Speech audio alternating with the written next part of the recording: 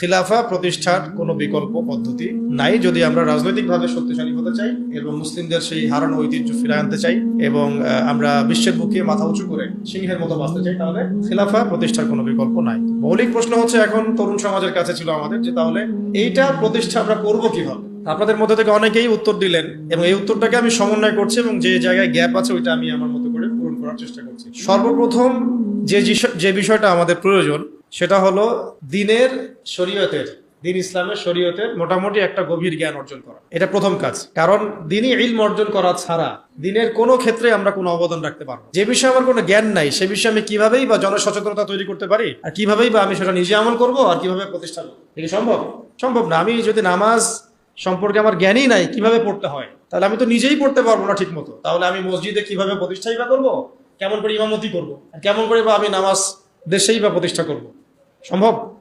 তাহলে এক নম্বর পয়েন্ট কি আসলো বলেন? দিনী ইলমে গভীরতা অর্জন করার জন্য সচেষ্ট হওয়া, চেষ্টা করা। এর মানে এই না সবাইকে মুফতি হতে হবে, সবাইকেই মুহাদ্দিস হতে হবে, সবাইকেই ফকিহ হতে হবে। এটা জরুরিও না এবং সম্ভবও না। এটা কি না জরুরিও না এবং আসলে সম্ভবও না। নির্দিষ্ট একটা শ্রেণীর মানুষ ফকিহ হন, নির্দিষ্ট একটা শ্রেণীর মানুষ মুহাদ্দিস হন, মুফতি হন, কিন্তু আমভাবে শরীয়তের যে ফরজিয়াতের জ্ঞান এটা আমাদের সবাইকে অর্জন করতে হবে। তলাবুল ইলমি ফরিদাতুন আলা কুল্লি মুসলিম, এটা হলো ব্যাখ্যা।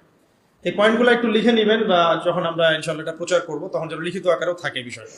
এক নম্বর পয়েন্ট তাহলে কি, কিভাবে আমরা খিলাফা কায়েম করব? প্রথম কাজ শরীয়তের জ্ঞান অর্জনে সচেষ্ট হওয়া, ঠিক আছে? দ্বিতীয়টা হচ্ছে ওই জ্ঞান অনুযায়ী নিজে আগে আমল করা, ইলম অনুযায়ী নিজে আমল করা। এমন কেউ খলিফা হতে পারবেই না যে নিজে ইসলামের এই ফরজিয়াত, ওয়াজিব, সুন্নাত এগুলো আমল করে না। সে কি খলিফা হতে পারবে? ইসলামে যারা খলিফা, বরেণ্য খলিফা আবু বকর রাদিয়াল্লাহু আনহু, ওমর, ওসমান, আলী, তাদের আমল আর আমাদের তাদের এক রাতের আমল আর আমাদের সারা জীবনের আমল কখনো এক হবে? বলেন। সাহাবায়ে কেরাম রাদিয়াল্লাহু আনহুম আজমাইন যুদ্ধের মাঠেও মিসওয়াক করা ছাড়তেন না। সুবহানাল্লাহ। জিহাদের কাতারে দাঁড়িয়েও কি করতেন না? মিসওয়াক করা ছাড়তেন না। আর আমরা কি করি? আমরা কিছু করলে তার সাথে আবার হারাম কিছু গান লাগাই দিচ্ছি আর কি, যাতে মানুষ গানটাও শুনে ফেলতেছে। সাহাবায়ে কেরাম রাদিয়াল্লাহু আনহুম জিহাদের মাঠেও মিসওয়াক ছাড়তেন না। তাহলে ইলমের সাথে সাথে আমলটা খুব জরুরি বিষয়। আমল না থাকলে ওই তাসকিয়া আসবে না। তাসকিয়া না আসলে তার মধ্যে পরকালীন চেতনাটা অত গাঢ় থাকবে না, এবং আত্মশুদ্ধি ছাড়া কোনো ব্যক্তিকে দিয়ে সমাজ সংস্কার সম্ভব নয়। নবী সাল্লাল্লাহু আলাইহি ওয়াসাল্লামের এই যে এত সাফল্য, তার পিছনে দেখেন অন্যতম একটা কারণ কি, তিনি সবার আগে আমল করে দেখাতেন। আমাদের নবীজি এমন মানুষ ছিলেন না যে আমল করতে খালি বলতেন, বরং নিজে আগে ওটা করে দেখাতেন। কথা ঠিক কিনা? নিজে আমল করে দেখাতেন, বরং অন্যদের চেয়ে বেশি করতেন। তিনি প্রত্যেক রাতে তাহাজ্জুদ পড়তেন। আমাদের উপর প্রত্যেক রাতে তাহাজ্জুদ পড়া ফরজ না, তার উপরে কি ছিল? ফরজ। টানা রোজা রাখতেন, বলতেন যে তোমরা এত টানা রাখতে পারবে না, আল্লাহ পাক আমাকে ঘুমন্ত অবস্থায় খাওয়ান, ঘুমন্ত অবস্থায় পান করান। সুবহানাল্লাহ। তো তিনি আরো বেশি করে দেখাতেন। মানে বুঝতে চাচ্ছি যে আমলহীন ইলমেরও কোনো মূল্য পাওয়া যাচ্ছে না। আমলবিহীন ইলম আপনার উপকার করতে পারছে না। তাহলে আমলটা বাড়াতে হবে। আল্লাহ পাক আমাদেরকে তৌফিক দান করুন। ফরজগুলো আগে পালন করা, সুন্নতের পাবন্ধ হওয়া, মুস্তাহাবগুলো না ছাড়া, চেষ্টা করা না ছাড়ার। 2 3 নাম্বার হচ্ছে, দেখুন 3 নাম্বারটা হচ্ছে নিজের পরিবারটা গড়া।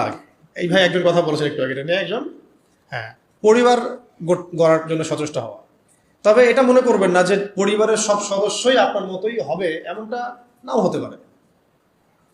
এটা ক্ষেত্র বিশেষে নাও হতে পারে, হলে আলহামদুলিল্লাহ, নূরুন আলা নূর, কিন্তু নাও হতে পারে।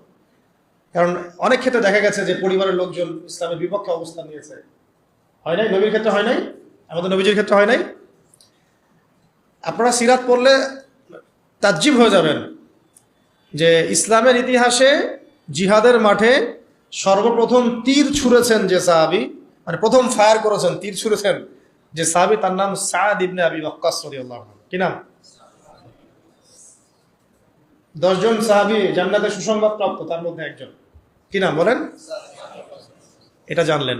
আবার উহুদের মাঠে যে কয়েকজন কাফের আল্লাহ নবী সাল্লাল্লাহু আলাইহি ওয়াসাল্লামের উপরে আঘাত করেছিল, তার মধ্যে একজন হচ্ছেন উতবা বিন আবি ওয়াক্কাস। কি নাম?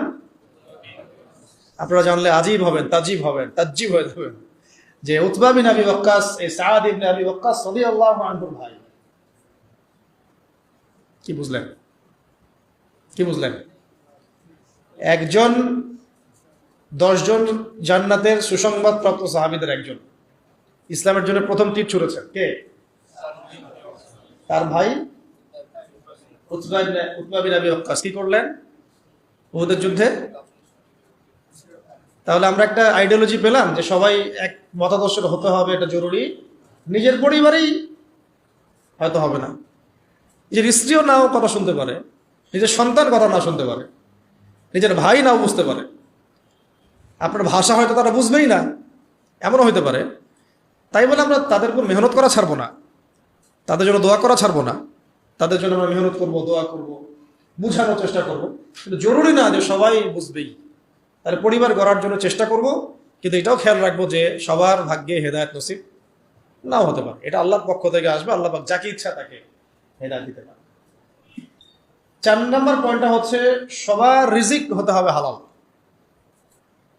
হারাম রিজিকের ব্যক্তি দিয়ে না হবে দাওয়াত, আর না জিহাদ, না খেলাফ। রিজিকে সুদ, রিজিক নোংরা, ঘুষ, দুর্নীতি, আত্মসাৎ, অন্যের সম্পদ আত্মসাৎ করছেন, নাউযুবিল্লাহ, এই বাজারে মাপে কম দিচ্ছেন, ইত্যাদি ইত্যাদি। তাহলে এই রিজিক খেয়ে কি ইলম অর্জন হবে, আর কি ইবাদত করা হবে, আর কি তাজকিয়া অর্জন হবে, এটা আপনি বুঝতে পারছেন। আর খিলাফত বহু দূরের কথা, তাই না?